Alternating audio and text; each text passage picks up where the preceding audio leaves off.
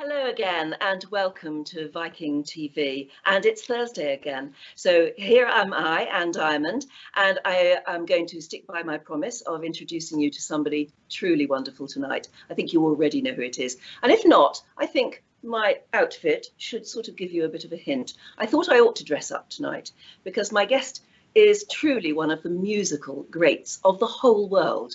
He is the greatest living cellist, and what a performer he is. Everywhere he plays, he commands the hugest audiences, and his recordings literally do break records. Amongst people who love music, and not only classical music, this man is a rock star and has the personality and charisma to go with it. And like so many long-lasting rock and pop stars, he's lived almost his entire life as a revered and accomplished expert in his field. In other words, his whole life has been lived at the level of musical superstardom. What must that be like? It all started at the age of 7, when he and his sister, their amazing talent already being recognised, were invited to play for the president at a benefit concert in a hall that would later become the Kennedy Center. That was in 1962, November 29. The president, of course, was John F. Kennedy, and my guest, as a little boy, together with his big sister, was introduced by the world-famous conductor Leonard Bernstein. So watch out here for shots of President Eisenhower and Jack and Jackie Kennedy at the end, Leonard Bernstein, and of course, my special guest today. Just have a look at this. This is amazing.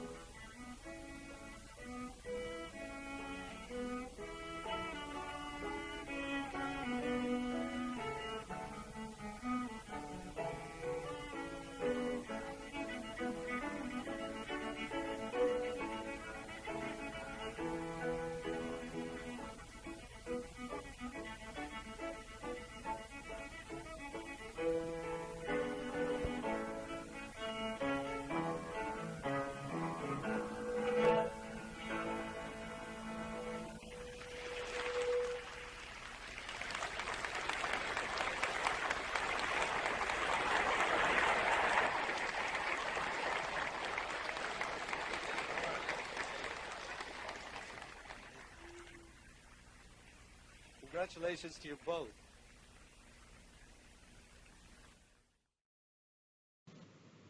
Now, he was only 7 when he made that performance. Since then, he's built such an amazing reputation and star-studded career, and has done so much more, actually, than music, or rather has done so much with his music that he's been acclaimed by presidents ever since. For instance, we have pictures of him with President Clinton. There you go. And there's a lovely picture of him with President Obama, I think, coming up. Yes. Medal of Freedom moment, and a picture of him with, amongst others, Hillary Clinton, there on the left. And pictures going way back of him playing to President Reagan and Nancy Reagan there, I think. Doesn't that look wonderful? And of course, the amazing Condoleezza Rice, who was a very accomplished pianist, or is a very accomplished pianist herself, and he performed with her too. And he even played at the inaugural for President Obama. That must have been cold. And just in case you're one of those people who's watching at the moment and says, well, I don't really know much about classical music. This man plays more than just classical music. He's done lots of stuff with, for instance, rock stars like Sting and legends like James Taylor. So much to talk about, so many amazing experiences on stage. In fact, you know, he's played for 8 American presidents, I think, to date. He was, of course, as you can imagine, as you've seen there, a child prodigy. His young talent recognized by none other than the great cellist Pablo Casals. He has gone on to be a megastar who can make his cello sing. But just in case you're thinking, like I said, just, you know, I don't really know much about classical music, this man is so much more than that. He is Yo-Yo Ma. If I just say those words, you'll say, oh, him, still the best in the world at what he does. And what he does is, as I said, more than music. He likes his work to have social impact. And it's such an honor to meet him tonight. So Yo-Yo Ma, from your home in Massachusetts, welcome. Thank you so much, Anne. With that intro, I feel that could have been a eulogy. Oh, I'm sorry to embarrass you. No. But I do want to say something, which is that you honor me by putting on a white bow tie, and I want to honor you by being the maestro of the Viking.TV series by giving you the magical Maestro Award. It is a true maestro.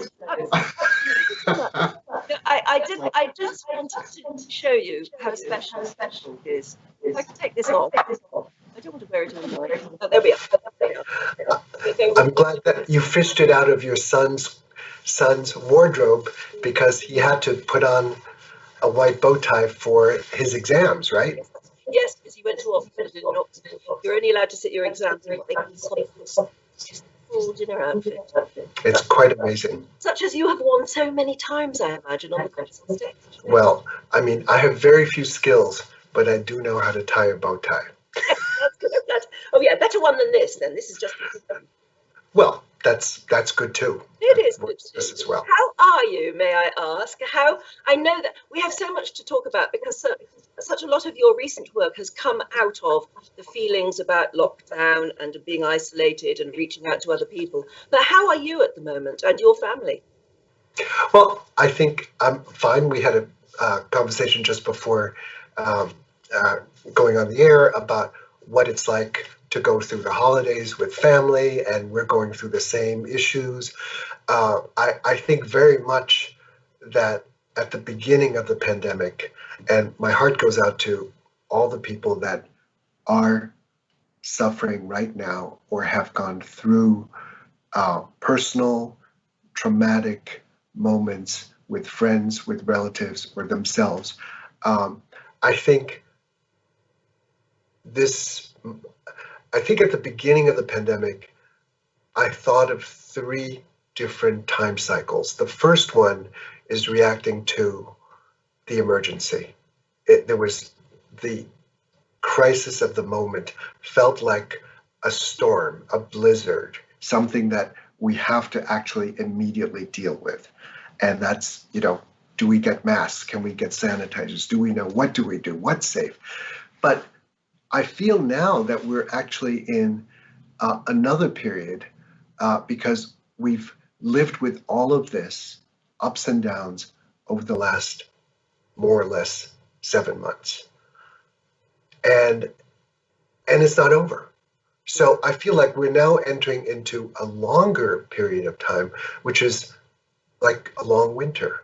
How are we going to, are we dug in for the winter? Do we have enough supplies over the next 3 months? Do we know what is happening? What are the dangers of the moment, and how do we survive?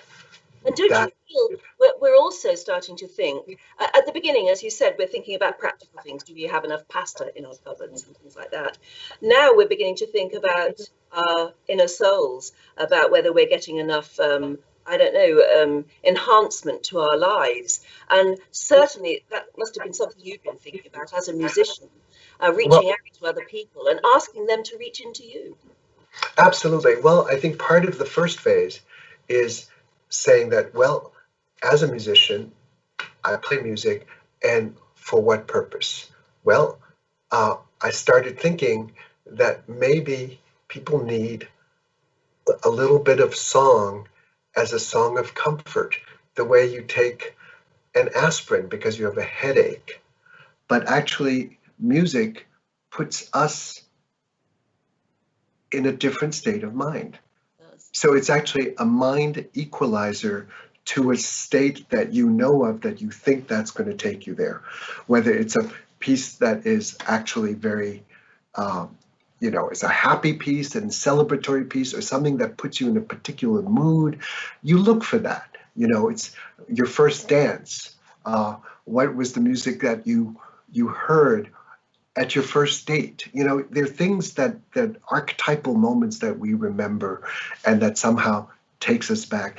And I wanted to actually just send out these songs of comfort into hospital rooms, for essential workers, for whatever. And then after that, a good friend of mine, Emmanuel Axe, and I went on a flatbed truck and went into a town and actually played for people who delivered things, UPS drivers, or again, health workers, firemen, who are the essential workers that sometimes we don't pay attention to, but suddenly they are the front line and we pay a lot of attention to.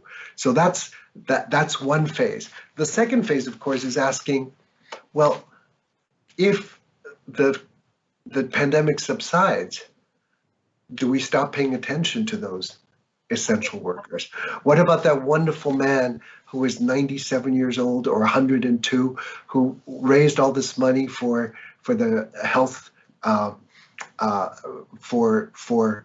was his name? He walked around the garden 100 times, and just, everybody contributed towards something. People banging on the pots and pans on Thursdays, is that right? Well done, yeah. And isn't that amazing that somehow you want to show solidarity?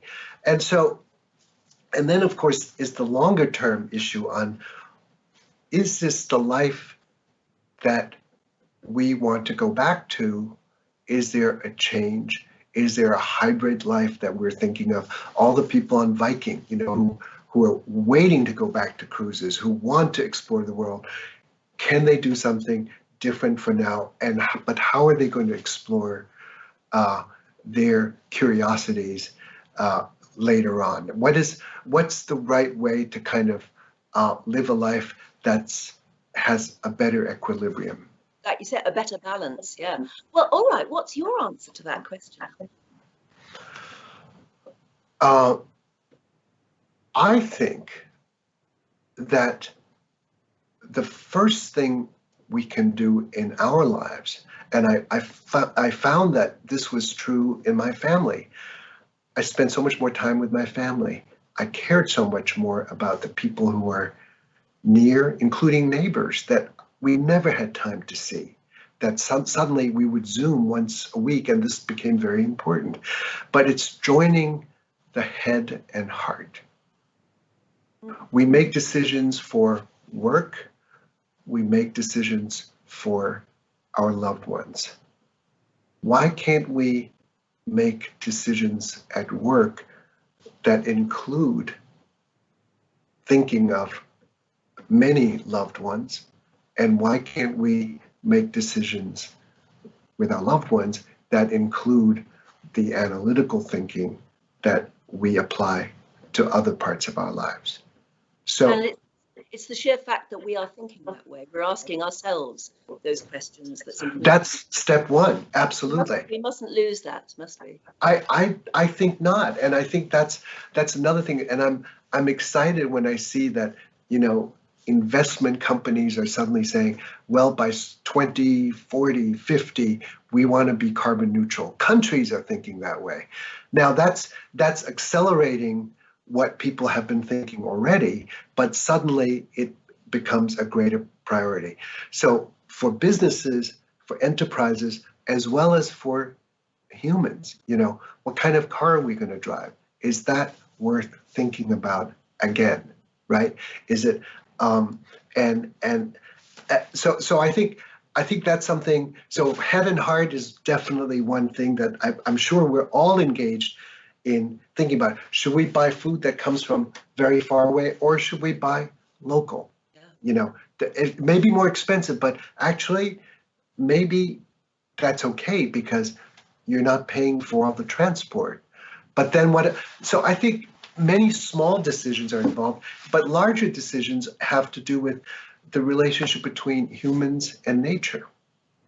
And a great way to reach out that way, a great way to express that is music. And obviously that comes very naturally to you. Can I ask you a silly question? Is it easy for you now to play the cello? Is it easy, or does it never stop being hard? I have a feeling that thinking about these things, this moment has felt like a mini sabbatical, or like an early retirement, or an incredible gift of being able to be with my wife, whom I've been married to for 42 years, but I've actually been separated from for 27 of those years because I was traveling. Traveling. Oh my goodness. So that was a gift amidst the horror of what was happening, and being able to reconcile literally, this is something I have at this moment versus other people who may have less space, therefore are more prone to, are more susceptible to getting the virus, or, you know, many, many other things. So somehow we're putting all that on one table. And I think it made me much more thoughtful, and I had time to be thinking about this rather than using the time to constantly produce life. Oh, I love you. You sound like such a lovely man. You really do. I bet this is what you think about. I know it is, and it's important that we do. In fact, it's almost a debt that we owe to maybe the people who have suffered. Maybe we owe to be reflective now on what we could learn and what good things we could learn from this pandemic. But can I go back to music a moment? Because I know you've got your cello with you there. Like I said, is it easy to play the cello? And is music part of your family life, or is it work? You know, it's funny. It started out being, at a certain point, that, well, as part of a young family, we had to have work. So you do something because you have to do it. Of course, I love it. And I think it was always trying to find that balance, that you never want to ever feel that you're doing this only because it's work, because then you're delivering something that's not authentic. And so unless I can be in it and really be sort of, I really mean being here and I want to be here, even though I also want to be home, that's one thing. But playing the cello now and zooming into hospital rooms, or playing and thanking essential workers, but thinking that as the majority of what my playing has made it so incredibly obviously meaningful and purposeful. And I think that music, in a way, I mean, I don't mean to be morbid, but many friends have passed on. And part of the role of a musician, I think now, is to actually help people transition. Really? Yeah. Medicine can only do so much, right? At a certain point, you say, okay, what can you give to somebody when medicine says, well, you know, we've done all that we can? And friends, relatives who go through this, I think that's one of the things music actually helps. And in that sense, music, all that we do, in a way, has the word service attached to it. You know, not everything we do is a transaction. I play for you, you buy a ticket and you pay me and thank you for giving me a good living. That's great, but there's something else that gets transferred. And I think I've been thinking a lot about that part of it, even more so than before. And I think in terms of the comfort or discomfort of playing, discomfort in our jobs comes from when you feel you're being measured and judged. How are your ratings today? You know, what does the critic say about that? That's important because we want approval of our peer group and of the industry, of our sector. But actually, the real purpose of doing something is to communicate something that is worthwhile. Yeah, yeah. Right? I mean, that's... Remind us, you know, that we all have a soul, actually. And you speak to it when you play your cello. Well, it's less measurable, definitely. And in a society that really is heavily engaged in measuring things and quantifying things so that we can make large decisions on things. But we also need to be able to trust the steps that get to that abstract level of decision making. And it starts from, you know, the local, it starts from the palpable. I trust you because you have the look that I trust. You know, it could be that simple. I trust you because you know, you remind me of a friend who is just like you, and I trust you. So I think we look for those indications in so many things that we do. I go to that merchant because they are nice to me, so I trust them. So when they sell me the tomatoes that are this way, and I will say, I'll take it from you. Would you play us something? I'd love to. And I will play for you something that you actually said is a piece that you like. Do you want to describe that piece and why you would like me to play it? I know it's silly, but it goes a long, long way back. First ever boyfriend played for me the Beret from Bach's Suite for Cello in C major. And it's just gorgeous, and I've always loved it ever since. I mean, I still love him, actually, when I think about it. But well, that's a long time ago. But the piece of music has never lost its charm for me. Well, what's great, Anne, is that you're saying that here's a music that takes you back in time. It does. Takes you to a particular time in your life, to a pleasant time, and it instantly recalls that state of mind which we were talking about at the beginning of our conversation. So here's the Bourrée from the Third Suite.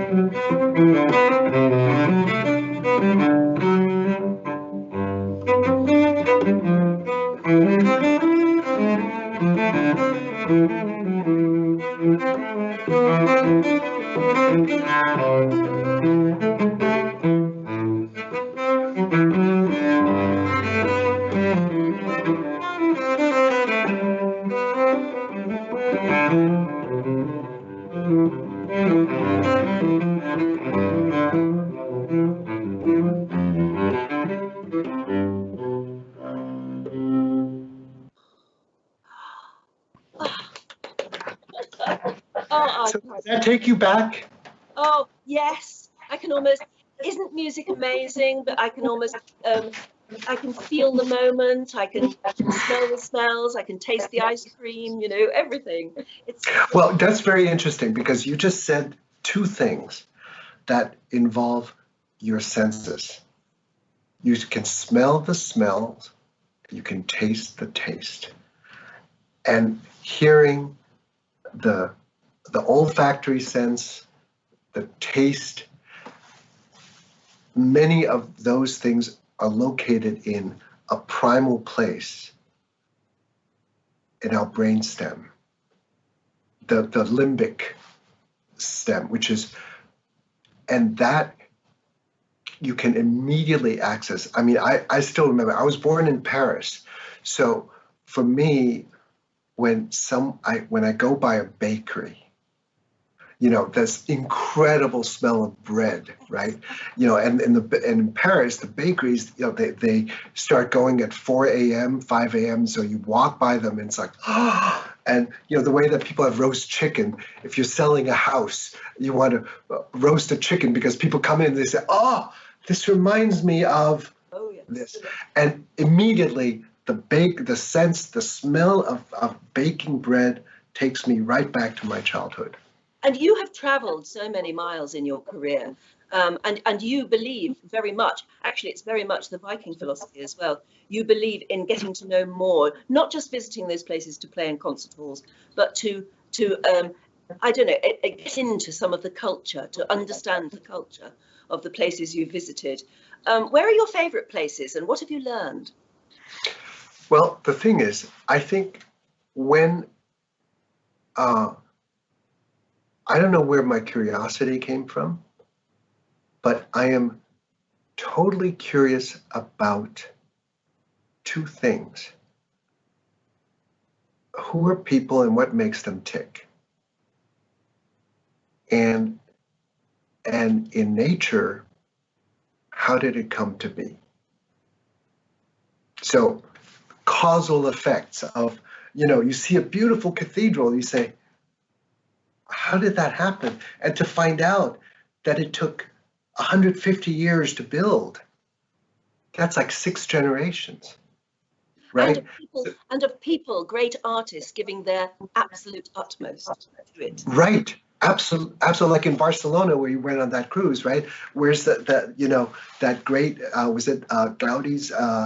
Gaudi's cathedral that was recently completed. Yes. Right. And but to think that, like grown out of the ground, it's amazing. And how many of us, or how many cultures can now think of 6 or 7 generations, right? So our sense of time is more compacted. If you're in the investment world, it's like every quarter or every day, literally. And so, but then pharaohs used to think of, eternity. So you build the pyramids, with an opening towards the stars. And because you're aligned with something cosmological that's that huge. Impactive. In time. Right. And so it's so great to know about these things and to kind of say, well, this is how people have reacted to their surroundings. And to learn recently, when I was doing this Bach tour around the world, and seeing a lot of indigenous peoples around the world, from Canada to the States to Australia to Indonesia, and then now to Taiwan. You see that so many of those cultures actually can think 7 generations in the future.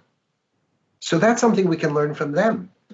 You were just playing Bach, and I know that you have had this Bach project where you've been literally trying to go around the world bringing Bach to everybody.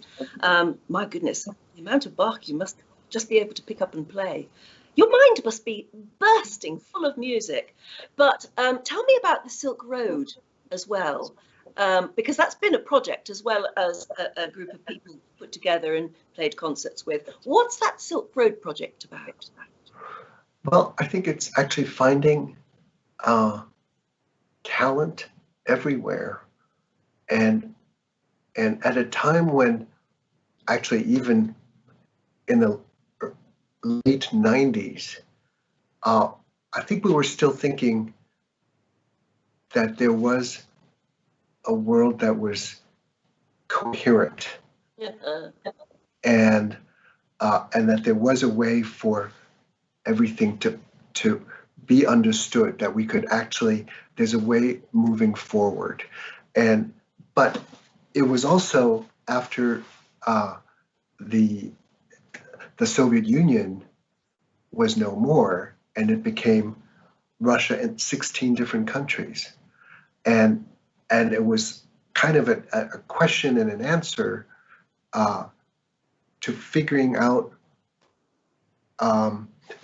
I tell you that one of the beginnings of the Silk Road was going to Jordan and giving a masterclass in Amman, Jordan, and seeing these Jordanian kids speak so poetically about music that I thought that it would be worthwhile to really have a group of people from the Middle East to get together to play together.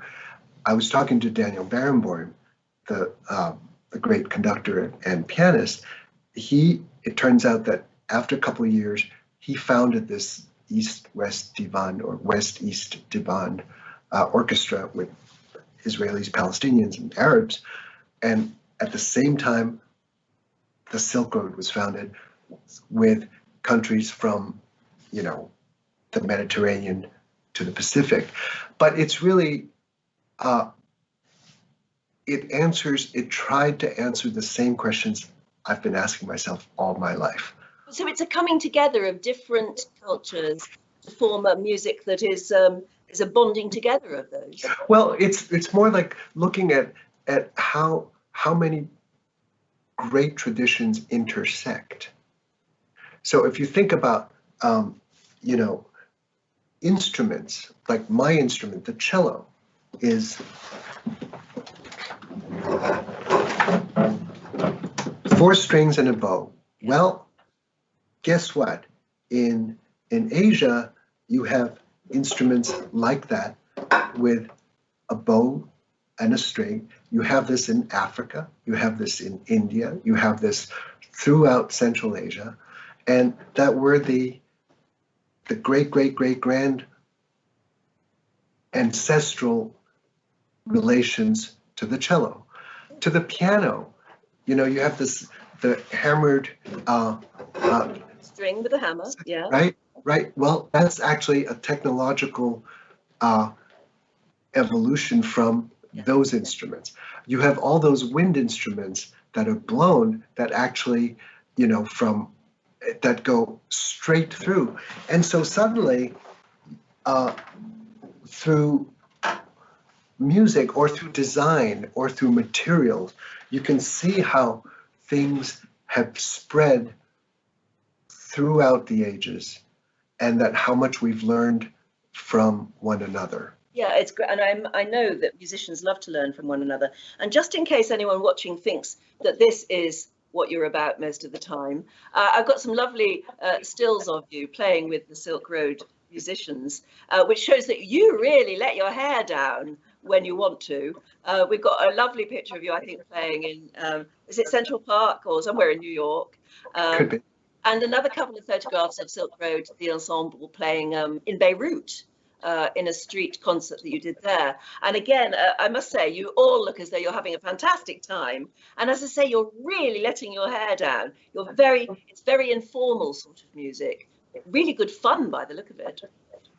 Well, the thing is, like, it is so much fun, but it is also, you can have the fun if you actually respect the people you're with and whose traditions they embody.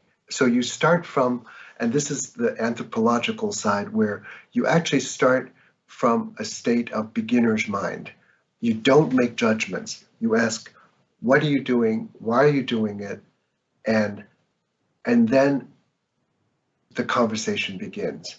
And I think that's what I love about traveling, is that you can actually meet one-on-one with so many different kinds of people at an equal, dignified level. Oh, isn't that interesting? Music is a great leveler, isn't it? Right, because you can't play with somebody. Right. Speak music. It's a language that is common amongst other people. Look, I am terribly conscious that I'm taking up your time, and so many people watching are going to say, why should she hog him all to herself? So I've got tons of questions from really lovely, interested people who want to be able to ask you some questions. Sure. Before we go to that, I just want people to enjoy this moment, because you are an amazing person and you have done so much more than just play music, as if that wasn't enough, because that would be enough for most of us. But you've reached out and you've touched people's lives, and President Obama recognized that when he gave the Medal of Freedom. We've got a little clip here from the White House where you, in very august company, were given the Medal of Freedom, and President Obama made a wonderful personal tribute to you. Let's have a little listen. One final honoree is something of a regular here at the White House. I was telling him we need to give him a room. The blue room, the red room, and the Yo-Yo Ma room. We keep inviting him, and for some reason, he keeps on coming back. When Yo-Yo Ma took his first cello lesson, there wasn't a chair short enough for him, so he sat on 3 phone books instead. By the age of 4, he was learning the Bach suites. At age 7, he was performing for President Kennedy in this room. Today, he has 16 Grammys and is considered one of the greatest classical musicians alive. But maybe the most amazing thing about Yo-Yo Ma is that everybody likes him. You've got to give me some tips. It's remarkable.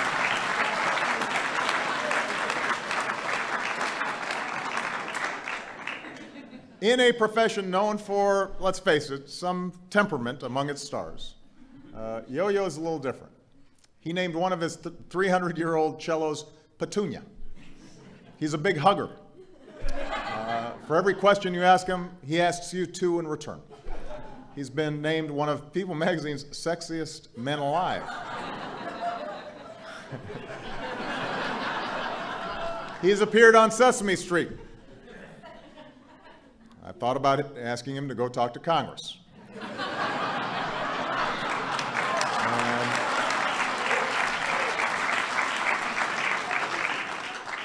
And yet somehow he's also found the time to become one of the most innovative and versatile musicians in the world.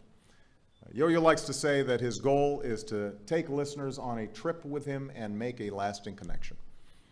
His sense of curiosity has driven him to experiment from everything from the Argentine tango to Chinese folk music. And he's brought musicians from around the world together with the sheer force of his personality. As he says, if I know what music you love, and you know what music I love, we start out having a better conversation. The great Pablo Casals once described himself as a human being first, a musician second, and a cellist third. There is no doubt that Yo-Yo Ma is a great musician and a great cellist, but tonight we also honor him because he is a great human being. Thank you, Yo-Yo Ma.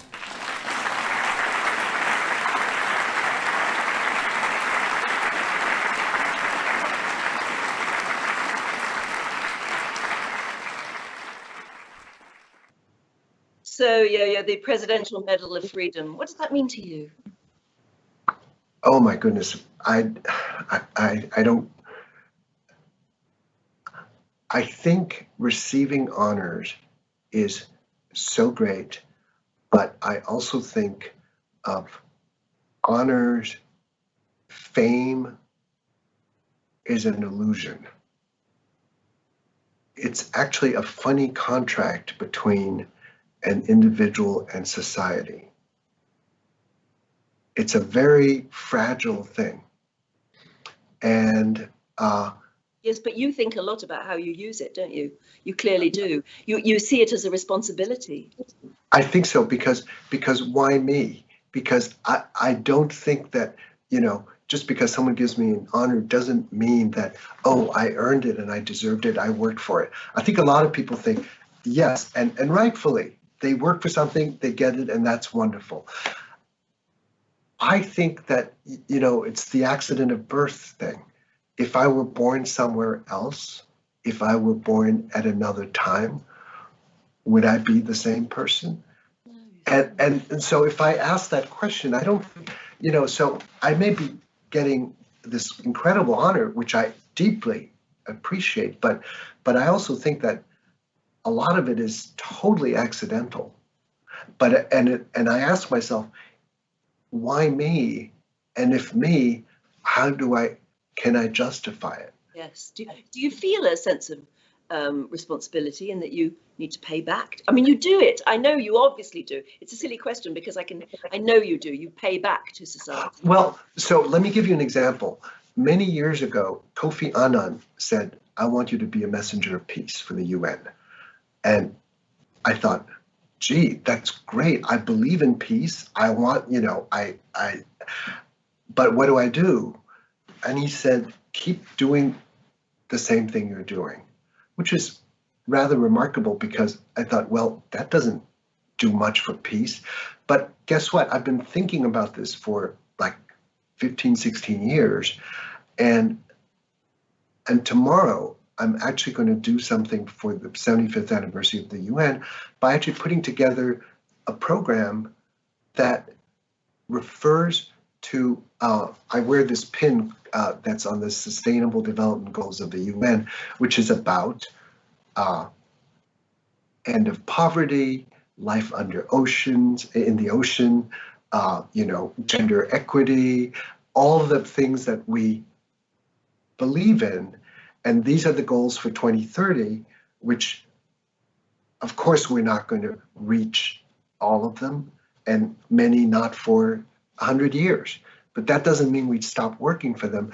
But I'm actually thinking about all of this most of the time. And tomorrow's concert is sort of like a cultural interpretation through music, through the video, through multimedia, how one could respond to that, how we can think about. We have Eleanor Roosevelt reading her speech for the human rights speech in 1948, and it's like it kind of gives me the goosebumps to hear her voice, but it's interspersed with a composition by Max Richter, and his wife Julia Marr does the videography. And I improvise on top of it, and so it's like a way of joining us together in a way that uses head and heart, but it's heavier on the heart, and so so that's part of a search or to work towards a new equilibrium that we desperately need. You know, we had the Enlightenment several hundred years ago, which brought so much progress. And we need So another maybe it's time for something. So because a lot of us are saying this doesn't work, this doesn't work, this doesn't work. But actually, a couple hundred years ago, a lot of people said that too. But then they said, let's try this, let's try this, let's try this. We've had quite a few questions almost going along the same lines. Elizabeth says, so many people in the arts are hurting due to the pandemic. What can we do to support and continue to encourage our wonderful performers? I've got a very similar question coming in from Leslie in Ashford, Kent, who says, music education due to COVID and before, it is hard for children from less privileged backgrounds. What can we do to help those young musicians flourish? Right. Well, I think this is a really great question. So let me try and answer the second one first, in that one of the things that all of us have are our voices. We can sing. And one of my coworkers, one of my colleagues, has a young son who just recently joined a choir. And he was able to, actually, he said within a week of, no, several weeks of joining this choir, which is all virtual, he can sing 3 different parts of a chorus because they do it one line at a time and they're making gorgeous music. So now that's all said and good. It requires patience, wonderful teaching, and access to computers.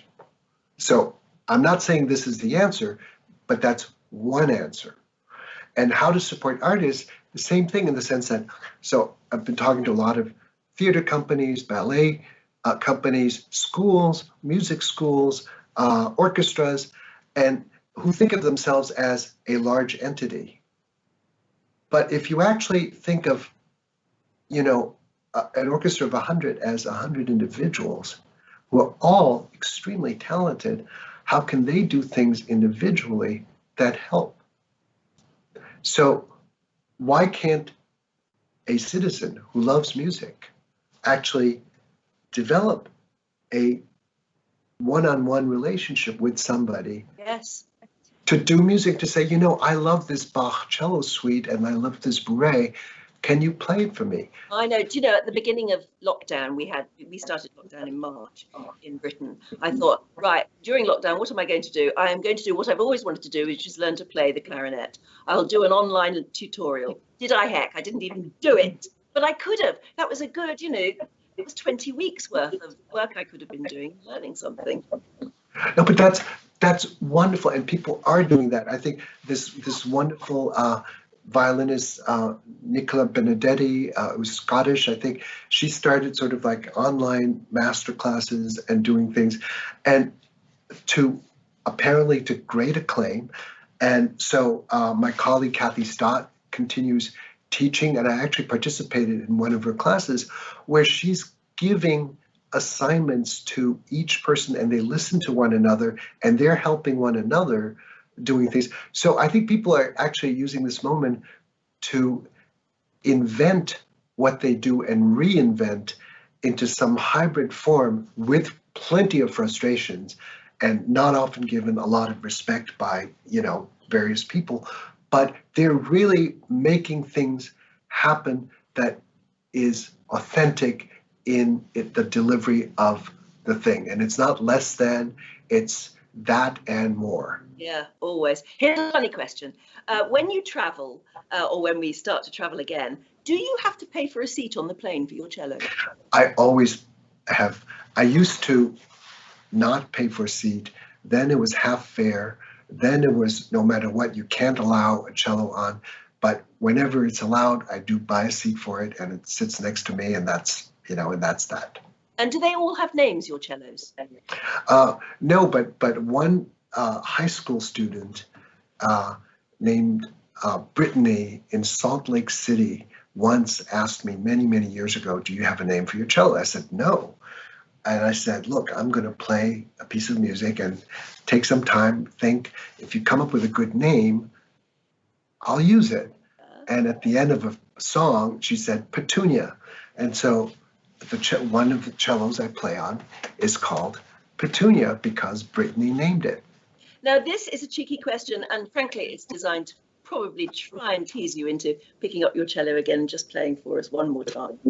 Diane from Arlington says, what is your favorite piece for the cello? Oh, that's really hard. Well, I know, but this is begging you to just pick up. You know what? What I'm going to do is play a piece of music that I love, that I learned actually during COVID times, and one of the comfort songs I play, and recently I made a recording of Songs of Comfort and Hope because with Kathryn Stott, because I think they mean so much to people. But this piece comes from a film, and it comes from one of my favorite films, Cinema Paradiso, and it's the love song. And Cinema Paradiso is really about a young child falling in love with movies. And this is this love song that Ennio Morricone and his son, Andrea, wrote together. So here's this love song.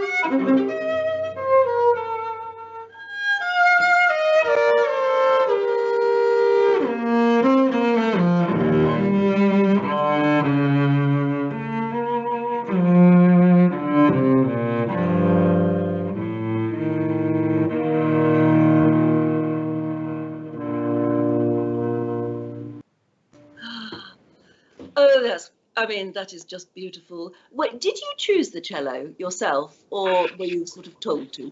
I started on the violin, didn't like it, wasn't talented on it. So it's not, I'm not a fan of people saying, oh, you're musically talented, therefore you could do anything. No, I just didn't like the violin. It didn't suit me.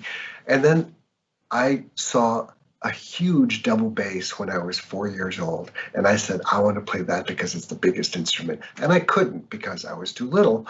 So we compromised on the next biggest instrument, and that was the cello. Ah, yes. But there is something extraordinarily soulful about the cello, isn't there? Yeah, I think somehow, for some reason, I took to it. And people say that, the range of the cello is really like the range of the human voice. Yes. Goes from soprano to bass, and so you can express all the human forms of expression, if you wish, on it. And in that sense, I think I'm suited for it because I'm so interested in what human beings are about. Yes, exactly. And it's just, I imagine when you hug a cello, and that's what you do. And I gather you're a big hugger, because that's the present. I'm a hugger. I'm a hugger. Yeah. I hug trees.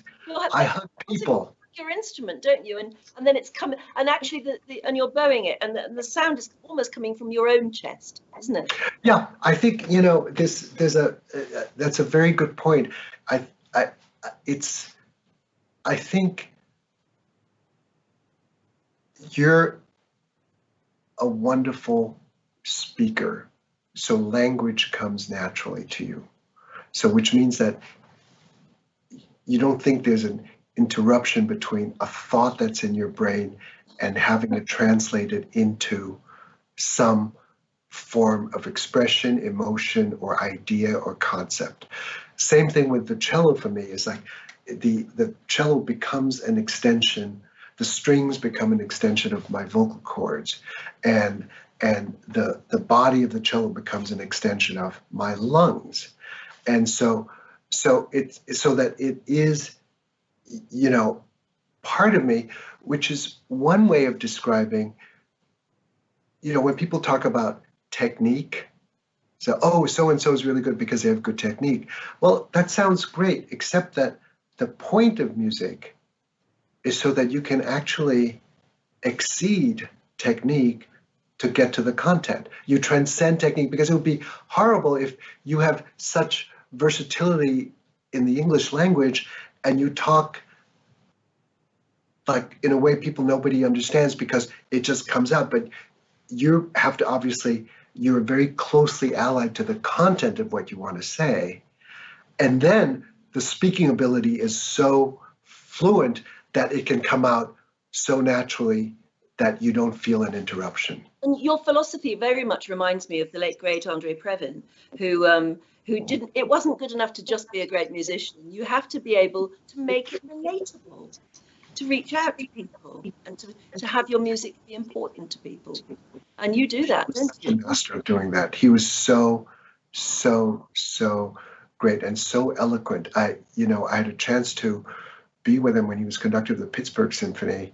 I knew him over many, many years, but that it struck me. I was young, and he did a British festival in Pittsburgh, Pennsylvania, and for like 2 weeks he brought in British musicians and composers and sort of nonstop interviews, talking. He just loved talking to music as well, didn't he? Yeah, I didn't know where this talent came from. It just kind of, it was so incredible. I just couldn't imagine anybody being able to do all these things. Yeah, but you have it. You have it. No, I like to, admire certain people with extraordinary abilities.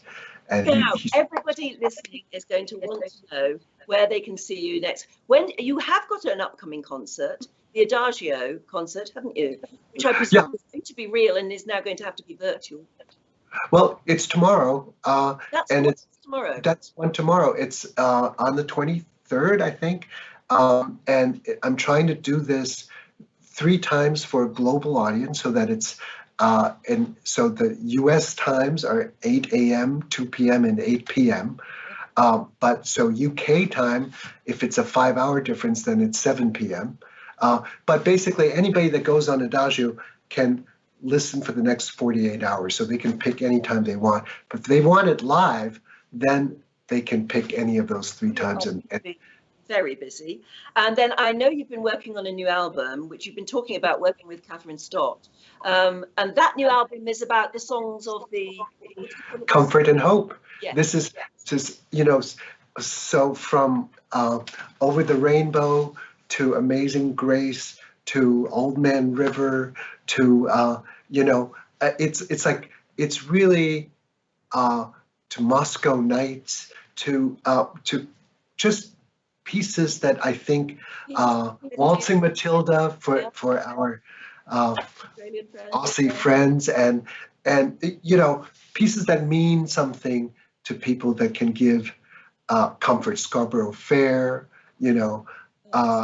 just kind of saying this, if this helps, use it. Yes, just take a moment and listen to it, because it could really make a difference, couldn't it?